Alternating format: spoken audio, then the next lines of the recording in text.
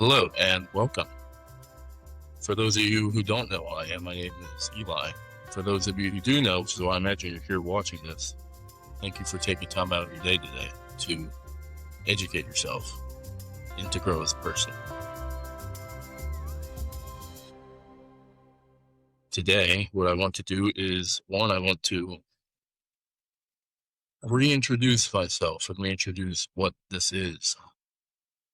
This is the Phoenix Protocol podcast, where I hope over the next, however so long we do this episode, that I can truly explain to you why I've done this podcast for 3 years and why I will continue to do it to this day. Why I hope that I can take this far, far into the future, into far higher and better places. So let's get into it. In 2023, I began what was then known as the Off the Record podcast with a friend of mine from high school. And it was a lot of fun. It was something that started as a joke. It started just as something that was not supposed to last at all. It was supposed to end. It was supposed to be funny while it happened and then end, and we'd move on. And it didn't become that. Instead, it became what I consider the greatest personal project I ever have had and worked on.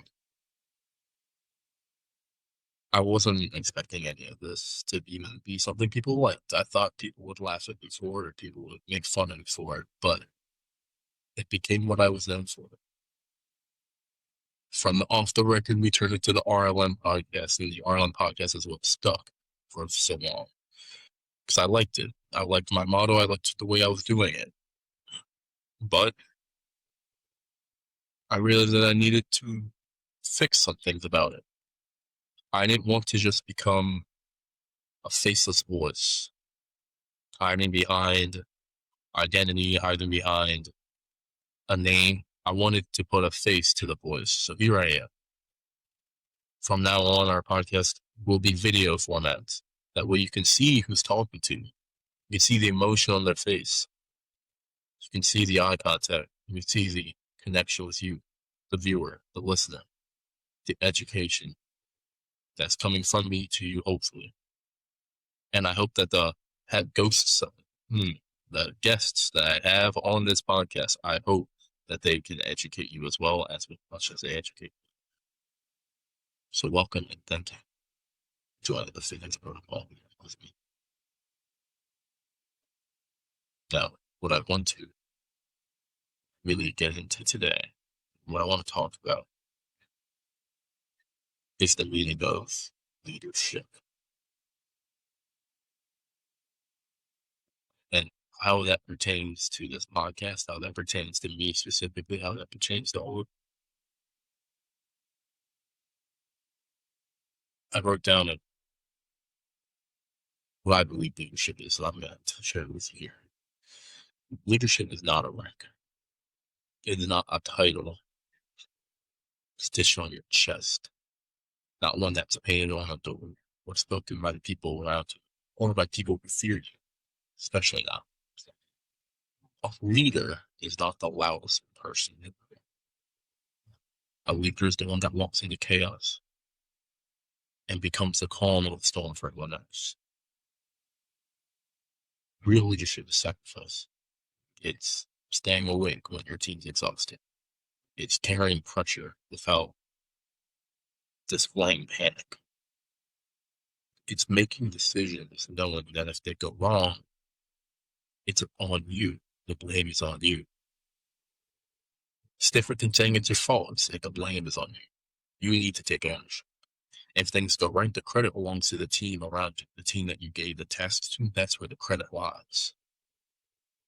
A leader eats last.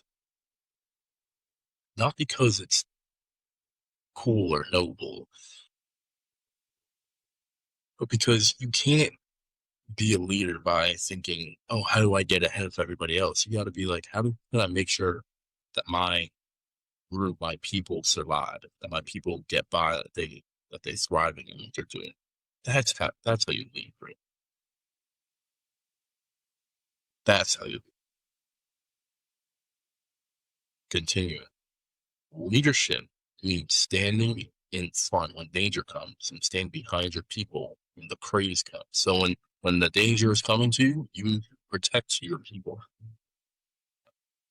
But if people start praising your team, guess what? You say it was on them. They did the right thing that got us here, right? You don't take you don't take the responsibility for your team doing a good job because it's not yours. They did it, not just you.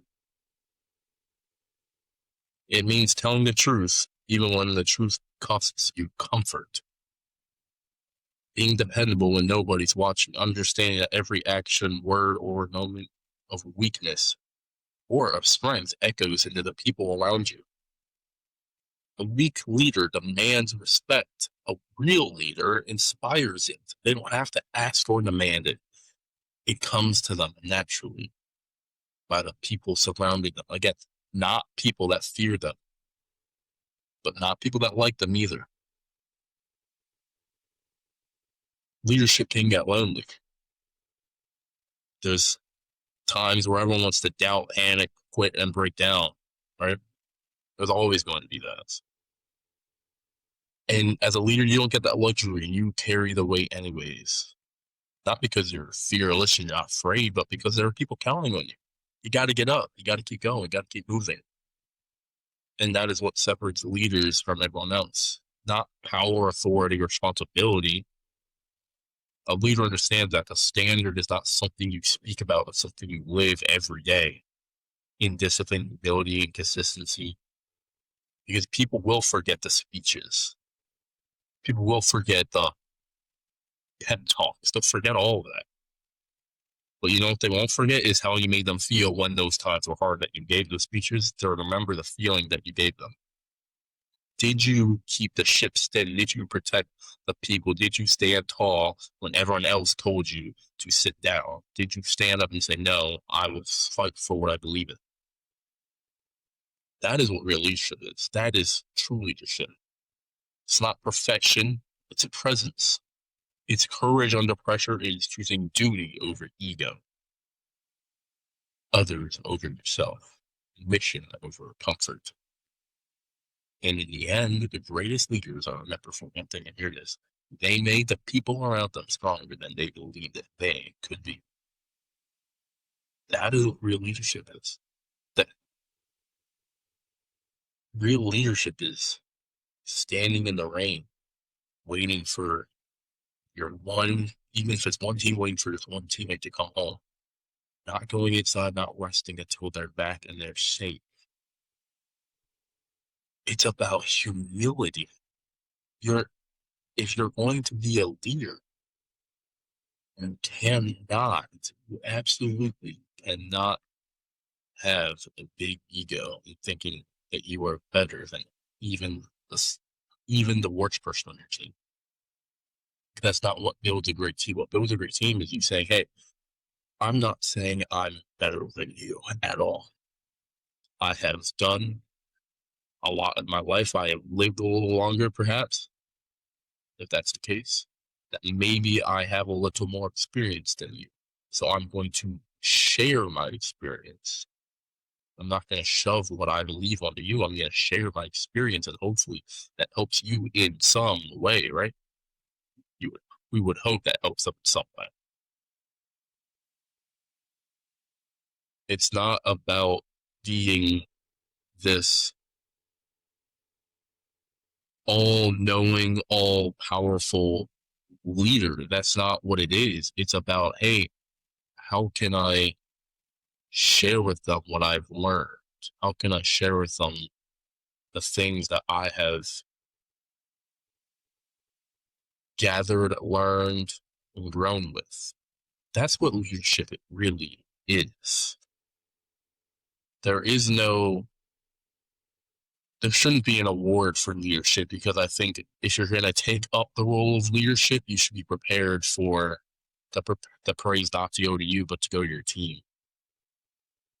In my opinion, leadership does not deserve an award. Leadership is a sacrificial role. You're sacrificing your comfort for other people's gain. You're sacrificing the things that you think you want for the things that other people need, for the experience, for the time, for the whatever personality growth they may acquire.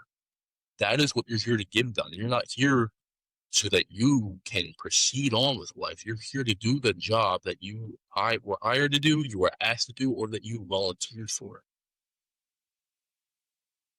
Someone can put you in out of a job situation in charge of the team, but no one can make you out of it. That is a year that you are doing it alone.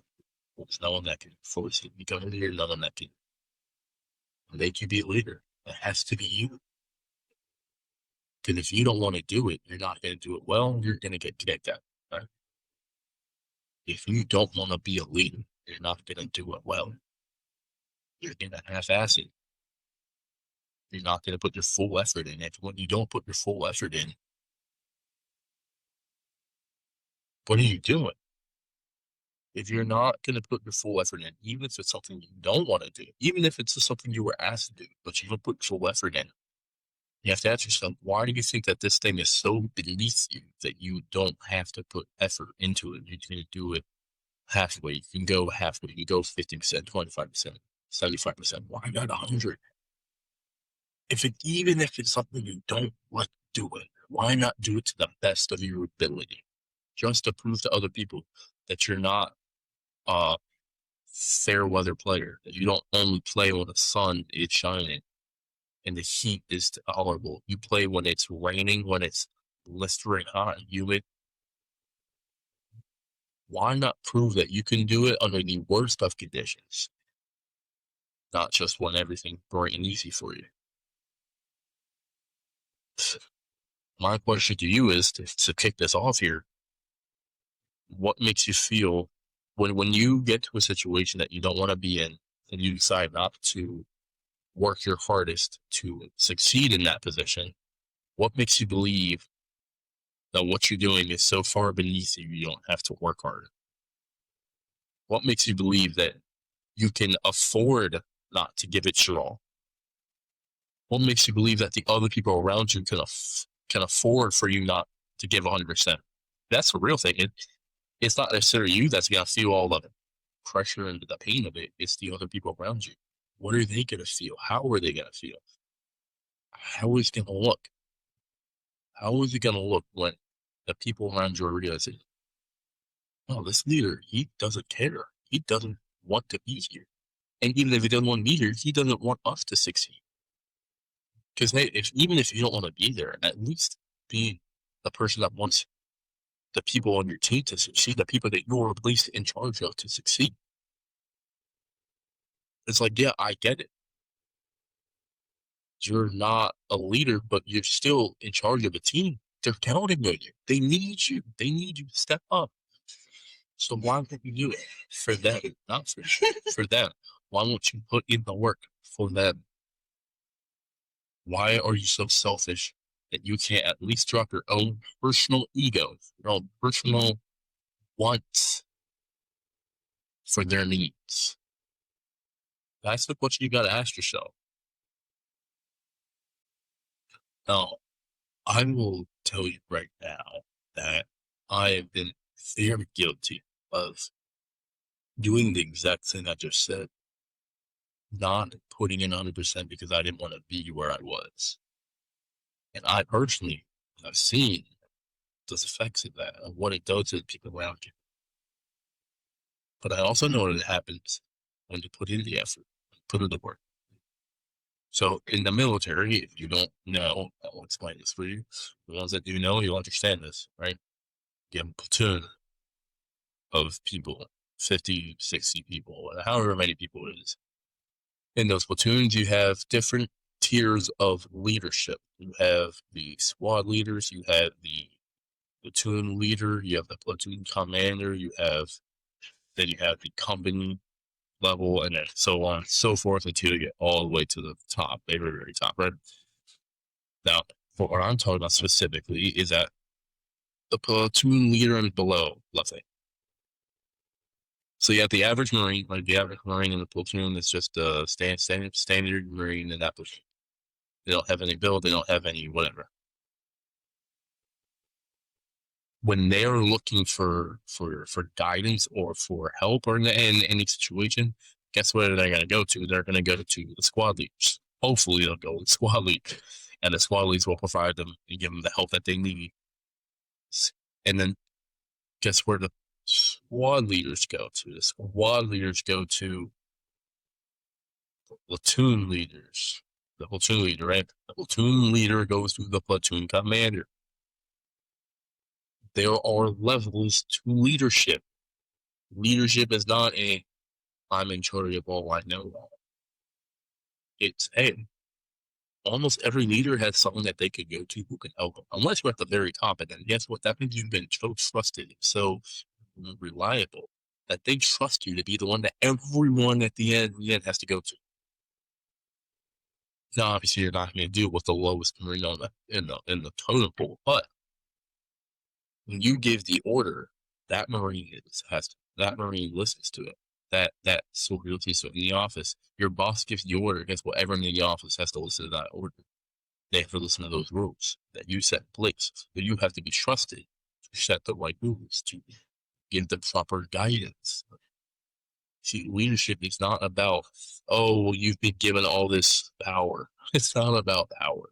Leadership is power, but leadership is not about power. Leadership should never be related to as, oh, it's about being in power, being in charge. It's not what leadership is. Leadership, in my opinion, is about guidance. When I think about being a leader, I'm not thinking, oh, I want to be in charge. I'm thinking, oh, I want to guide these people to a better position in their life than they are now. I don't want to be I don't want to be in charge like that. Like, that's not where I think. I don't think about, oh, I have the power to be in charge. No. What I want to do is I want to help them. I want to provide them with the opportunity to be better as themselves. I don't need them to, in the end, be like, oh, I don't want I don't want the people that I'm in charge of to, in the end, be like, oh, we only did it because he told us to. That's not what I want to hear. And I hope that's not how they feel either. I hope that they are thinking, well, no, we did this because it helped us, right? Even if we didn't want to do it in the moment, it helped us to become better in the end. I don't ever want someone to think, oh, I'm only doing this because he's telling me to. There's no personal reason I'm going to do this. Because when that happens, then that means that, again, they're not invested. And if they're not invested, most likely it's because you are not showing them or giving them any reason to be invested. Most likely it's because you are not showing them, hey, there's something here worth being invested in. And if that happens, you need to take a minute and really think about what's going on. In leadership, you have to be willing to take all the blame, all the responsibility. You have to. Because guess what? Everyone's going to be looking up to you. So when you fail, when you make a mistake, and all this is normal, you're going to make a mistake, you're going to fail, you're going to fuck up in a big way, right? No one can expect you to be 100% perfect, because no one is. So when you fail, when you fall, when you do not succeed, everyone's going to be looking up to you, and people are going to ask you, well, what happened? Well, what happened? And especially if you're the kind of leader that claims a superhuman ability to, like, never mess up, it's so much worse for you. You've made it so much harder for you. Because now when you mess up, guess what? You can't blame, oh, it was just a mistake. You can't say that, because guess what you have shown to them is, oh, I don't make mistakes, right? Yeah, so now you're already messing yourself up. Don't let that be, don't let yourself be like that. Be, oh, I don't make mistakes or whatever, because that is unbearably naive. That is an unbearably naive way to think that, oh, I don't make mistakes. You do. We're all human. We have to make mistakes, because that's how we grow. Like, that's how we learn. That's how we get better. we can't possibly expect to grow, get better, or be any better of a person if we don't make a mistake. So I don't know why I hear these people walk around acting like, oh, I don't make mistakes. I make mistakes, and people would probably say I have the biggest ego of them all. I admit that. I admit that, but large ego. I'm man enough I can admit that, but at the same time, I back my ego up with action. I don't simply just say, "Oh, I can do this, I can do that." I prove that I can. I prove that I'm capable of it. Right? It's a little different if I'm talking all this shit, and then all I do is I go hide in the corner. Right? It's a lot different. A little different if you're saying what you're capable of, but then you prove that you're capable. You prove that you're able. You prove that you know what you're doing. Don't be someone that says talks. But when it comes to actually proving themselves, and then they just hide and they disappear. I never want to be that kind of leader. And I hope others would know that there's no, in the end, you're messing yourself up and you're fucking your entire plan up, right? Okay. You're a leader, you're in charge, like I said, the platoon, uh, the platoon analogy, right? You're in charge of a platoon and you're the commander. You're in charge of that whole platoon, right? You're in charge of that whole little group, right? 50, 60, maybe 100 people, right? And you're saying, and you're up there and you're spouting all this stuff, and you're like, oh, I would never do that. I would never make that mistake. That is immediately the mistake you just made, was saying, I would never make that mistake. That is a saying no leader should ever say. No leader should ever say, oh, I would never make that mistake.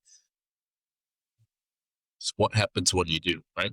What happens when something happens out of your control, right? Because there's only so much you can control, which is yourself. That is the only thing you have control over is yourself, nobody else. So you have control over just you, and you're now saying, I will never make that mistake. Right? What happens when you do? Guess what? They're all going to laugh at you because you've been spouting all this trash about, oh, I would never make that mistake, right? Well, guess what? Now you made the mistake. So now it's a problem for not only you, but for everyone else.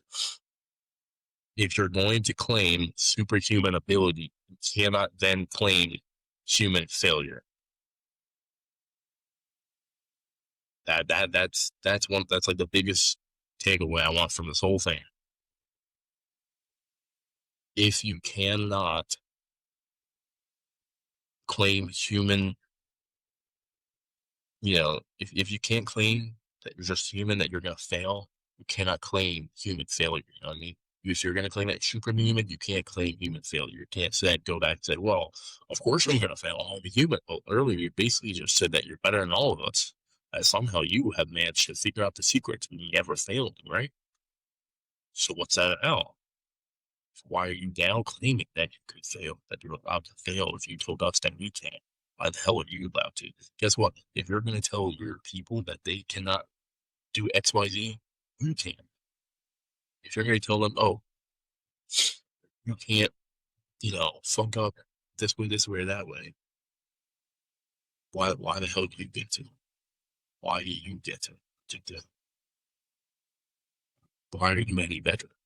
A leader is not someone who's better than everyone else. Yes, a leader is meant to be the top of the top. He's meant to be good at what he does, of course, but a leader is not meant to be better than everyone else in that way. A leader is simply meant to be experienced, usually. And experience means that you know how to teach others, right? Experience should mean that. It doesn't always mean that, but it should. It should mean that you know how to guide other people. Yeah, it doesn't always mean that, but it should. There have been many leaders I'm sure we can all think of one. We can all think of some, I believe. But just because they were in charge, just because they were the lead, did not mean they knew how to lead. Being given the title of leader does not give you the ability of it, right? If someone told me, "Oh, Eli, you're in charge now, right?" That did not give me the skill to lead people. It did not give me the skill to be in charge. It just means I now apparently have the power to. But power without skill is a mess. It is an absolute mess. It's an absolute dumpster fire. It's not going to help you in any way, right?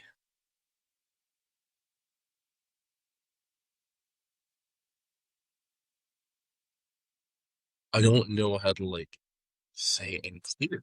Like I just said, many people have skill and many people have power. Some people have the skill without the power to do anything with it. Some people have power without the skill to back it up, without the skill to make it worth it. But that's a dangerous combo. That is a very dangerous combo. If you have one without the other, you have nothing at all. At least if you have skill, you have something you can practice. At least if you have skill, you have something you can master and own, right?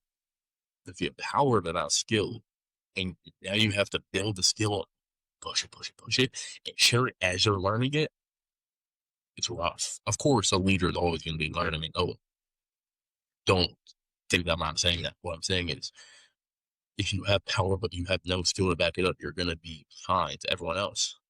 You're going to be behind. You're going to be your group is going to be the worst group because you don't have that skill to teach them anything because you haven't even taken the time to learn. But now you've been given this opportunity by some grace of God that you can't help anybody do. You see, what I'm saying here is those things are good. Skill, power, grit. Both together, difficult. Or one without the other, difficult. Both together, perfect. That's what you want. That's what you need. A leadership needs the skill to be a leader, but the power to do something with it. The power to make a change and to make an effort to be better. That's what they need. Okay? You cannot expect to be the perfect leader. I'm going to tell you that right now. You're not going to be perfect. There are people, trust me, I've experienced it. There's people that are going to hate you absolutely no matter what you do. They're just going to hate you, but then they're going to ask you for things that they need from you. It's going to happen. It's going to happen. And you're going to have the people that could not care less, won't talk to you, won't even acknowledge you. Again, it's going to happen everywhere. You're going to have the people that respect you and will take your advice and will ask you for help and will truly accept, right? So there are many different people in leadership. And I believe that if you learn to get the best of all of that, right?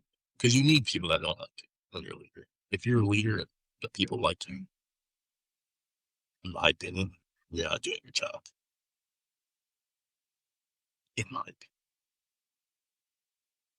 I think that it means you're allowing them to have comfortability. And I think that comfortability when it comes to leadership is not something that should exist. You should be comfortable enough to ask you for help and comfortable enough to come to you with questions, but they should not be so comfortable that they like everything you're doing. Maybe they can respect everything you're doing and appreciate what you do, but I don't want to hear the word like when it comes to leader. I don't want to like president. I want to respect the president. I want to appreciate the president. I don't want to like a commander or a leader or an officer. I want to respect them. I want to appreciate what they're doing. I don't want to like them. That's not what they're here for. That's not something they should care about. They should not care about that whatsoever. Your personal feelings for them, whether or not you like them or not, should not matter. Should not affect the way that they operate. Now, if what they're doing is directly harmful to your unit, your group, your squad, right? I think that's a little different. That's different from liking. That's realizing, hey, he's not being beneficial in any way, shape, or form to us or for him, really. It's hurting both of us, hurting all of us. That is different. That's acknowledging the fact that that person is being harmful towards the mission. That is a thing that you should acknowledge and thing you should address. But whether or not you like them doesn't matter. If you have a leader and you like them, in my opinion, they're not doing their job the right way. They shouldn't care about whether or not you like them. That's not the goal. That's not the point. No one cares whether you like them. I don't. If I'm a leader, I don't care if you like me. I don't want you to like me. I want you to respect me, yes. And here's the thing, I'm not going to demand, like I said, I don't demand respect. But I hope that I inspire. I hope that I earn it from you. And if I haven't, teach me how to. Teach me how I can earn respect. Show me what I need to do to earn your respect. Because if you don't show me, I'm going to keep doing things the way I've been doing them. And that seems to not be working for us right now. So if you don't show me, if you don't teach me, hey, if you don't help me, help you, we're all going to be one disconjointed mess. That's not being productive. That's not being helpful to me. I want you to help me so I can help you. Help me help you. That is what is necessary here. I don't want you to just simply shy away at everything I try to do because you don't like it. I want you to show you, well, this doesn't work for us, but this does. If you do it like this, it'll be better for the group. It's not telling me what to do. It's saying, well, hey, you want to educate us. We're educating you on how to help the group, how to help the team, right? And this is crucial right here. This is a crucial moment here. They're not saying that what you're doing is wrong. They're saying that what you're doing is not helping the way that you think it is or the way that it needs to be for the team to succeed in what the plan is, what the mission is, right? Every leader has a mission. If what that leader is doing to try to accomplish that mission is in the end not doing anything successful to accomplish that mission, they need to change what they're doing. They need to take a different path. So when they come to you and they say, hey, this isn't working for us, we want to respect you as a leader because we think you think you have the ability to be a better leader than you are being. And we want to help that become the reality for us and for everyone around. So here is what would help us.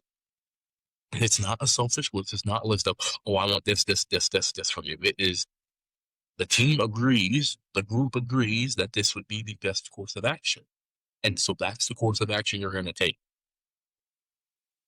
Do you hear how I'm not saying that they're not saying to me, hey, we need you to do this. They're saying, we think this would help because it's what we react more positively to than what you're doing currently.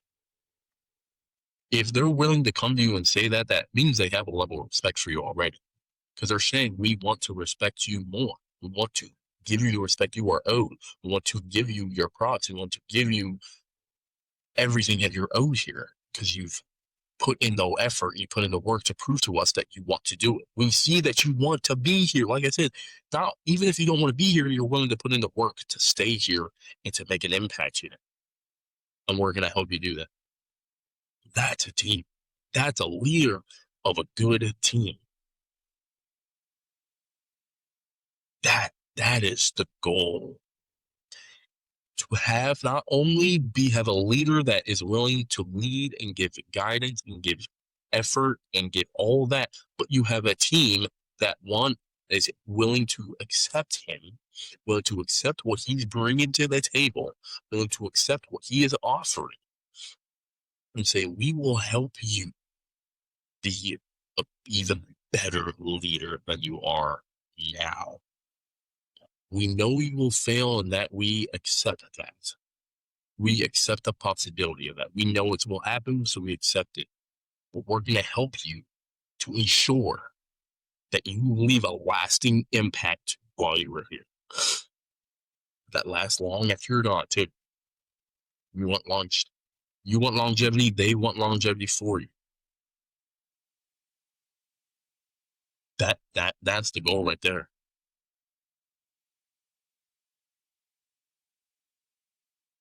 It is.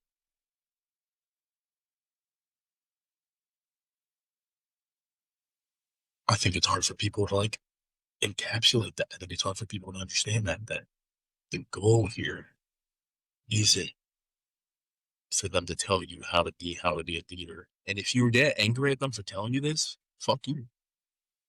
They're trying to help you become better. So seriously, fuck you. It's not about you. It's about them. They are important to the plan. You need them. You can't do this without them. So why are you getting mad at them for telling you, hey, this isn't working. We need something better, something different. Let us help you help us.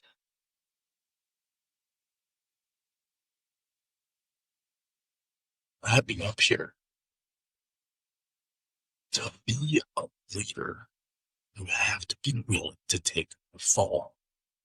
When shit hits the fan, you gotta be willing to chuckle and say, that was on me. Hey, that was my bad. I will learn from this for next time. So that when we come to a similar road like before, I don't make the wrong decision. I accept the fact that I am human and I will make mistakes, because that is natural, that is normal, it happens every day, all the time, everywhere, forever. But also accept the fact that you are in a position where you can't really afford the mix-ups. You can't afford the mistakes. Even if they will happen, you can't afford it, right? You have to be better than everyone else. You have to be better. You have to be willing to become better. You have to be willing to become better. You have to be willing to learn. You have to be willing to grow. So I don't want you guys to think that, oh, he's saying, he's saying we can fail. No, you will fail. But know that you're in a position, especially if you're a leader, you're in a position that failure comes at a heavy price. Such a heavy price. Even if it's natural, heavy, very heavy price, right? It's something that's going to cost you.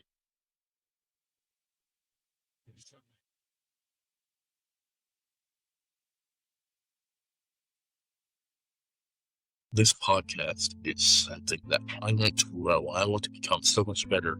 I changed the name. I changed what it looked like. I changed what I wanted it to be so that can last a long time and help a lot of people.